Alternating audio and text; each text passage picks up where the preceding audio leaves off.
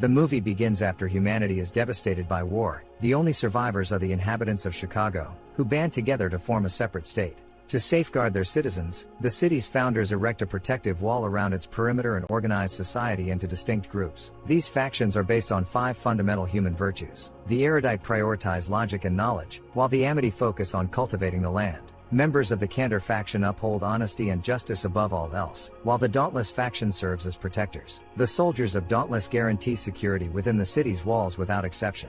Meanwhile, the Abnegation faction instills altruism in its members, leading them to live modestly and prioritize the welfare of others. Despite being called impoverished by other factions due to their humble lifestyle, the selfless members of Abnegation are entrusted with governing the state. Those who do not fit neatly into any faction are labeled as outcasts. The story follows the protagonist, Beatrice Pryor, who is raised in Abnegation. Like all teenagers in the city, she undergoes a test at the age of 16 to determine which faction she belongs to. During Beatrice's test, the administrator notices her unconventional thinking, leading to the discovery that she is divergent according to the test's analysis. No, but what was my result? Abnegation, and erudite, and dauntless. Tori discreetly alters the test results to designate Beatrice as Abnegation and instructs her to keep this information confidential. The guiding principle of the utopian society is faction before blood, meaning that once individuals choose a faction, they must leave behind their familial ties. During the initiation ceremony, the Pryor siblings make divergent choices. Caleb, Beatrice's brother, opts for the erudite faction,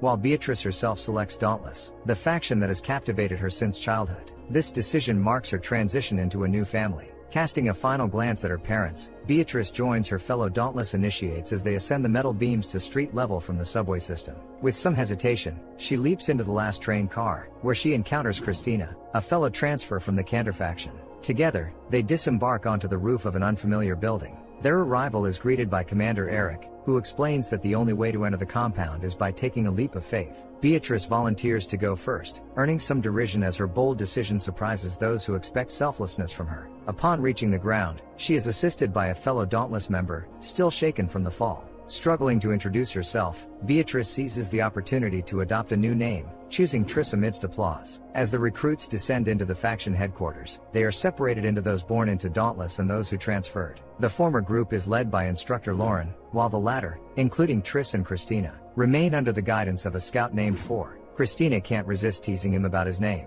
4 like the number? Exactly like the number. What happened? 1 through 3 were taken? The young man advises the flustered girl to be more discreet and keep her thoughts to herself. Leading the initiates to their quarters, Four highlights the significance of the pit, a central location in the life of the Dauntless faction. Triss becomes increasingly absorbed in this new lifestyle, reveling in the freedom to openly express her emotions. She follows Four with curiosity, examining the tattoo on his neck. Upon reaching the initiates' living quarters, Four explains that these communal spaces will serve as their homes for the next 10 weeks. Christina's discontent with the shared toilet and shower facilities prompts her to voice her dissatisfaction without hesitation. In response, Four guides them towards the exit, reassuring Christina that here, everything is transparent and open, much like what she values. As everyone changes into their new uniforms and symbolically burns their old clothes, bidding farewell to their past lives, the group heads to the cafeteria. Seated opposite Will and Al, they engage in a lively discussion about the merits and drawbacks of different factions. The instructor intervenes calmly, redirecting their focus to their current environment. The tapping of metal cups signals the arrival of the commander of the Dauntless, prompting the initiates to stand at attention and listen to his words of encouragement. He urges them to embrace bravery, believe in their abilities, take pride in their roles, and respect their calling.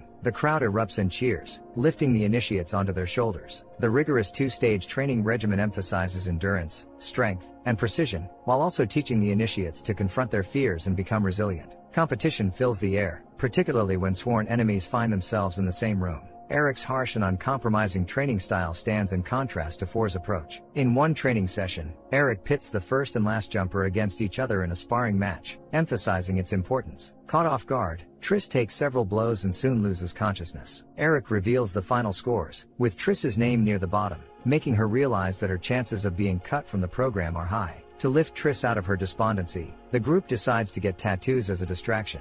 At the salon, Triss encounters Tori, whom she knows, and who questions her motive for joining Dauntless. However, Triss reassures her that she has made this choice with determination. Rising early, Triss diligently practices on her own before the others awaken. During training, 4 identifies her weaknesses and provides guidance on how and where to strike to gain an advantage over her opponent. Triss appreciates his attention, subtly observing the features of the handsome instructor who stands closely beside her. In a duel, Christina succumbs to the pressure from her opponent and surrenders. Using her as an example, Eric imparts a crucial lesson of the Dauntless. He times how long Christina hangs over the abyss without a safety net, clinging to the edge of a bridge with her hands. Water dripping from the ceiling adds to the test's difficulty. Exhausted, Christina prepares to release her grip, but the commander orders her to be pulled back onto the bridge. This illustrates one of the primary principles of the faction. The Dauntless never give up. Ford decides to take his charges on a brief tour. En route to the wall, he explains that despite years of calm, the situation could change at any moment, emphasizing the need for preparedness. Ahead lies the Amity farm, its land still scarred by the war and rumored by Christina to be haunted by monsters. Let's just say they built the fence for a reason. Almost all of Triss's knives find their mark with precision, a contrast to Al's struggles as one of his weapons slips from his grasp. The commander takes notice and orders all the weapons to be collected from the floor. However, Al, fearful of potential injury, refuses to comply. Eric responds calmly, instructing Al to stand against the wall without moving while Ford throws knives as close to his body as possible. Any flinching or movement during the throws would mean expulsion from the faction. Unable to bear watching her friend in distress, Triss volunteers to take Al's place in the trial. With each subsequent blade from Ford, the danger increases, until red liquid begins to trickle down Triss's ear. Recognizing her bravery, Eric awards the young Dauntless extra points, emphasizing the importance of discipline in their training. Triss, upset with Ford for causing her harm, later learns that it was an intentional intervention to halt the spectacle. Triss earns admiration and respect from her peers not only for her act of courage but also for saving her friend. However, amidst her newfound allies, Triss also gains an enemy in Peter, a transfer from the Cantor faction. He belittles Triss, dismissing her worthiness of her chosen name, insulting her friends, and provoking her at every opportunity. Tension rises when the head of the Erudite, Janine Matthews, appears in the Dauntless compound, sparking Triss's concern as she fears the Erudite may be searching for divergence. During a combat session, Eric intentionally selects Peter and Triss as opponents. Ford offers guidance to Triss, pointing out Peter's weaknesses. Armed with this knowledge, Triss strikes first, landing a blow to Peter's throat. In retaliation, Peter unleashes a barrage of attacks, overpowering Triss and causing her to lose consciousness. Triss faintly sees Ford leaving the ring before succumbing to unconsciousness. Upon waking, Triss discovers she is facing expulsion from the faction. Determined to change the decision, she races after the departing train, earning the surprise of Eric. Impressed by her resolve, Ford helps her onto the train, leading Eric to ultimately allow her to remain in the faction. The commanders orchestrate another competition for the initiates, introducing a tactical game with the objective of capturing a flag. Teams are armed with training weapons that simulate real wounds with neurostimulating rounds for a brief duration. As the captains assemble their teams, the Dauntless leader prioritizes strength, while Ford selects individuals who are motivated and agile. Upon reaching the designated location, Eric assumes a defensive position at the far end of the pier. Meanwhile, Ford listens to his team's suggestions regarding tactics and battle strategy. Amidst the discussion, Triss takes initiative, scaling the Ferris wheel to gain a better vantage point of the terrain. Impressed by her idea, Ford joins her to provide support and assess the situation firsthand. However, as they ascend, Ford's discomfort with heights becomes apparent when a decaying crossbeam gives way under Triss's foot. Desperately seeking support, Triss is caught by her captain, who pulls her close. On the Ferris wheel, Triss learns of Ford's fear of heights and teases him, prompting a playful exchange. Observing the opponent's flag atop the lighthouse, Triss proposes a strategy. While one group distracts the opposition, Ford engage their captain, and the girls move to secure the flag. Triss successfully handles encounters with Peter and Molly Eatwood en route to victory, waving the flag triumphantly alongside her elated teammates. Following the competition, Triss garners sympathy from her faction members, who invite her to a modest initiation ritual in the Dauntless style.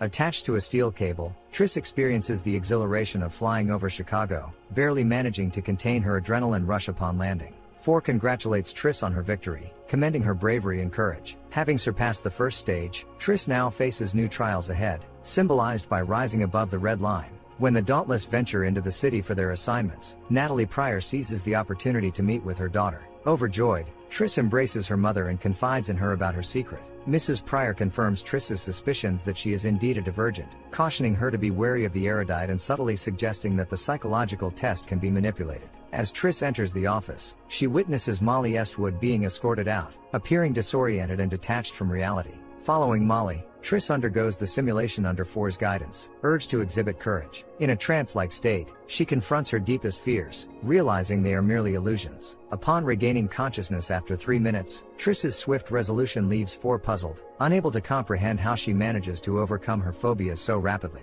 The aftermath of the psychological test leaves the initiates in a state of shock. Triss's exceptional performance draws suspicion from her peers, exacerbated by Peter's insinuations about her rapid advancement and potential influence on others like Al. During the second test, Triss finds herself submerged in a sealed cube filled with water. With a determined tap on the glass, she shatters the structure and regains her composure. 4's curiosity gets the better of him as he repeatedly questions Triss about her faction assignment from the sorting test. Despite his probing, Triss insists on abnegation. Tori reveals that her own brother was also a divergent, recounting how he swiftly conquered his fears using unconventional methods during a similar test. Tragically, he was later found at the bottom of an abyss. Tori warns Triss of the dire consequences if her secret were to be exposed within the Dauntless faction. Distraught by the revelation and feeling misplaced in Dauntless, Triss turns to her brother Caleb for support, pleading to return to abnegation. However, Caleb refuses to aid his sister, leaving Triss feeling more isolated than ever. Janine Matthews encounters Triss in the stairwell and extends an invitation to her office, masking her intentions with false warmth. In her office, Matthews subtly hints at the existence of dangerous divergents whom the abnegation shelter, insinuating that she hopes to rely on Triss's loyalty should someone close to her betray the law.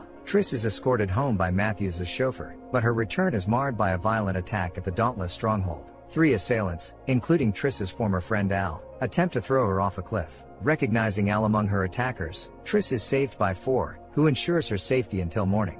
During lunch, Al seeks Triss's forgiveness, but she rebuffs him. Shortly after, Al is retrieved from a deep pit, leading Triss to blame herself for the unfolding events. As Triss grows to trust 4 more, she confides her secret in him.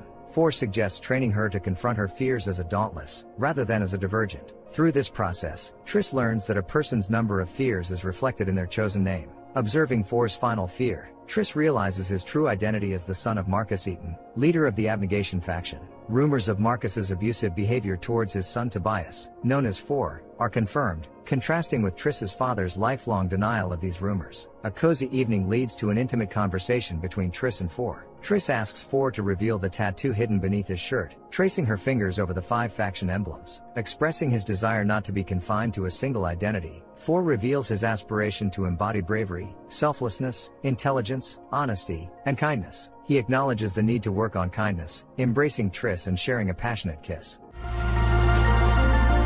The girl reciprocates but asks not to rush events. The next morning, 4 shows her how the erudite are unloading equipment on the territory of Dauntless. He produces a vial he found, containing a serum capable of turning free individuals into obedient slaves. The potential to create an entire army with such a drug is evident. As the final test approaches, 4 and Tori wish the girl good luck and immerse her into the simulation. Facing aggressive crows, she defends herself with a stick found near a field engulfed in flames. Triss attempts to flee the fire but ends up tied to a pole. As the flames burn the ropes and scorch her hands, she cools them in a nearby swamp. Suddenly finding herself in what seems like a glass aquarium filled with water, she blocks the flow with her clothes to avoid drowning. The events of the previous night evoke a new fear in Triss's mind as she resists 4's persistent attempts to dominate her, only to snap back to reality. Janine congratulates her on passing the test and unexpectedly hands her a pistol, requesting her to shoot her parents who stand before her. Triss pulls the trigger and wakes up for real. Following the Dauntless leader's congratulatory speech, all soldiers are lined up in 4 columns, and tracking modules are implanted as commanded by their superiors. Triss observes as her friends silently don uniforms, while inert members of the faction line up,